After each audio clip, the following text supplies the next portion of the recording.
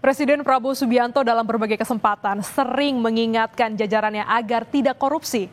Terakhir dalam pidato kenegaraan 15 Agustus lalu, Prabowo menyebut soal perilaku korupsi di institusi pemerintahan dan perusahaan BUMN hingga BUMD. Absolut akan menjadi korup secara absolut. Kita paham bahwa korupsi adalah masalah besar di bangsa kita. Perilaku korupsi ada di setiap eselon birokrasi kita. Ada di setiap institusi dan organisasi pemerintahan. Perilaku korup ada di BUMN kita. Ada di BUMD kita. Ini bukan fakta yang harus kita tutup-tutupi. Setelah 299 hari saya memimpin pemerintahan eksekutif, saya semakin mengetahui berapa besar tantangan kita. Tahun 2025 ini kami telah identifikasi dan telah selamatkan 300 triliun uang, 300 triliun rupiah dari APBN yang kami lihat rawan diselewengkan. Wamenaker Immanuel Ebenezer terjaring OTT KPK. Ia menjadi anggota kabinet Presiden Prabowo pertama yang ditangkap KPK. Mengapa bisa terjadi? Bukankah Prabowo mengingatkan soal pemberantasan korupsi?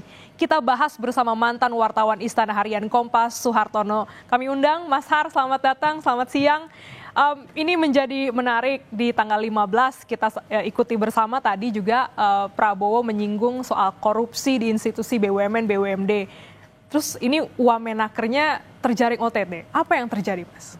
Ya, betul seperti Presiden bilang, ini masalah besar ya. Tapi dengan kasusnya Pak Immanuel Ebenezer itu, ini jelas mencoreng wajah Presiden dan juga jajaran kabinet. Karena ini akan semakin dalam jangka pendek ini membuat pemerintahan kinerjanya jadi semakin merosot. Karena di awal pemerintahan, baru 3 hari kita merayakan kemerdekaan Indonesia. Kita baru mempertanyakan juga Pak Setia Novanto bebas gitu ya, bersyarat. Sekarang baru 3 hari setelah kemerdekaan, kita juga harus sedih juga, prihatin, dan juga mungkin marah ya. Karena terjadi lagi kasus korupsi. Karena Presiden Prabowo itu kan dari awal sejak dilantik sampai sebelum 17 Agustus kemarin, itu menyatakan perang terhadap korupsi itu. Bahkan Jaksa Agung bilang koruptor itu adalah pengkhianat bangsa. Nah sekarang tidak lagi sekedar pernyataan atau pidato, harus tindakan gitu ya, tindakan yang betul-betul nyata. Toh kan para menteri semua sudah menandatangani fakta integritas ya sebelum dilantik. Tapi mengapa terjadi?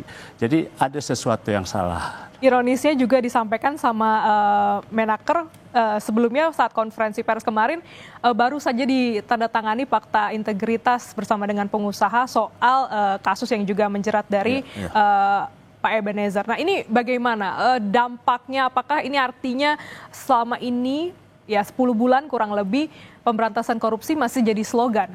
Ya, jadi memang agar tidak menjadi slogan dan tidak menjadi omon-omon gitu ya. Kan Presiden sering kita guyon seperti itu. Ya sekarang harus langkah nyata. Presiden harus turun langsung. Seperti dulu zaman Pak SBY itu memimpin, mengkomandoi sebagai saya memimpin sendiri pemberantasan korupsi. Meskipun nyatanya tidak terwujud juga ya. Nah, jangan sampai ini terjadi. Jadi Presiden Prabowo harus langsung memimpin. Dia bisa melibatkan aparat-aparatnya. Ada Kejaksaan Agung, ada Kepolisian, ada PPATK, dan juga ada Badan Pengendalian Pembangunan atau investigasi ya yang dipimpin oleh Pak Aris. Jadi dengan aparatnya itu Presiden bisa melakukan langkah nyata untuk menghentikan supaya jangan sampai kasus Pak Wamenaker ini terulang lagi kembali. Masih 5 tahun pemerintahan loh, jangka panjang. Jadi bukan lagi slogan, jadi harus tindakan nyata. Bukan sekedar memecat, tapi juga Presiden harus turun langsung, mengawasi. Dan langsung mungkin mendapat laporan, baik diam-diam ataupun terbuka terkait perilaku dan kinerja para menteri itu. Prabowo sebenarnya sudah tegas dari awal perang terhadap korupsi. Sebenarnya dari kejadian ini bagaimana dampaknya terhadap pemerintahan Prabowo? Ya, jangka pendek memang agak berpengaruh ya. Ya, kita nggak tahu nih apa penyebabnya. Misalkan hari ini sebetulnya ada jadwal presiden akan memberikan kepada 80 orang yang dianggap berjasa buat Republik Indonesia, akan diberikan tanda kehormatan. Tapi entah kenapa batal hari ini. Ditunda katanya Senin besok. Padahal ini udah mundur loh. Biasanya itu sebelum proklamasi 17, acara itu sudah diberikan. Nah, apakah ini ada pengaruh? Kita belum tahu, tapi yang jelas ini jelas mencoreng pemerintahan dan pukulan berat betul.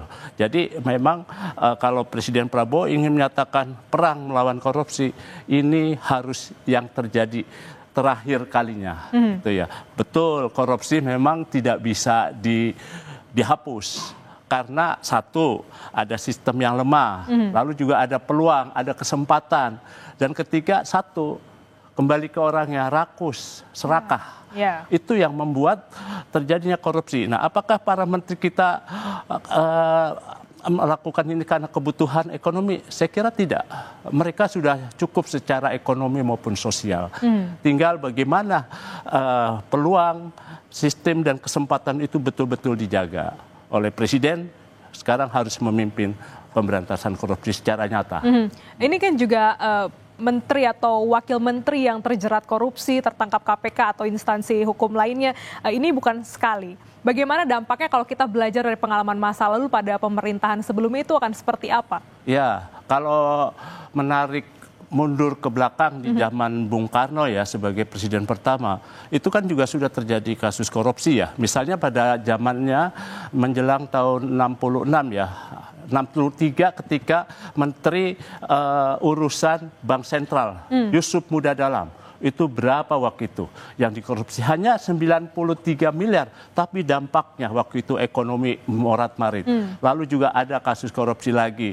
Ada beberapa tokoh yang waktu itu sempat diperiksa kan. Ada Pak Ruslan Abdul Ghani, meskipun akhirnya lepas. Lalu juga ada Pak Sumitro juga pernah dikaitkan juga dengan kasus itu, tapi ternyata tidak gitu ya. Dan itu terjadi di era Pak Harto juga ada kasus-kasus korupsi itu. Bahkan Pak Harto sendiri kan pernah akan diperiksa dalam kasus dugaan korupsi terhadap 7 yayasannya. Di era presiden yang lain, Pak Habibie juga ada, Pak Menkes Suyudi ya waktu itu ya, yang kemudian baru bergulir, bukan Pak Menkes Suyudi, tapi Pak Bambang Subianto pernah diperiksa sebagai saksi dalam kasus BLBI. Kasus ini tidak ditindaklanjuti. Lalu zamannya Pak Gus Dur juga ada Pak Ahmad Suyudi Menkes, masuk kembali di eranya Bu Mega, beliau juga menjadi menteri, tapi setelah selesai menjadi menteri beliau diperiksa.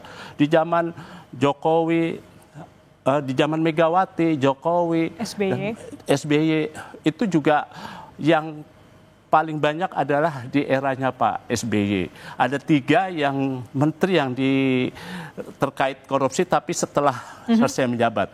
Sedangkan 2 di saat Pak SBY menjabat, yaitu Pak Andi Malarangeng dan Pak Jerowacik. Lalu di era Bu Megawati juga itu ada sekitar 3 atau 4 menteri ya, mulai dari Bu Siti Fadila Supari, lalu juga ada Rokhmin Dahuri, lalu ada Hari Sabarno. Itu setelah menyelesaikan jabatannya baru mereka diperiksa. Di zaman Pak Jokowi itu lebih banyak lagi, ada 6. Dan 3 orang diantaranya yang ketika itu menjabat.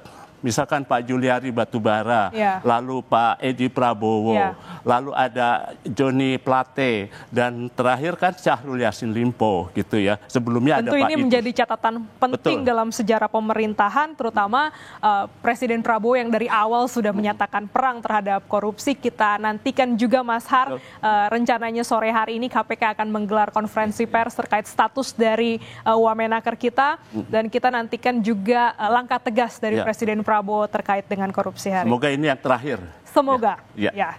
Terima kasih Mas Har untuk waktunya. Sama-sama. Sudah ada di Jurnal Merah Putih.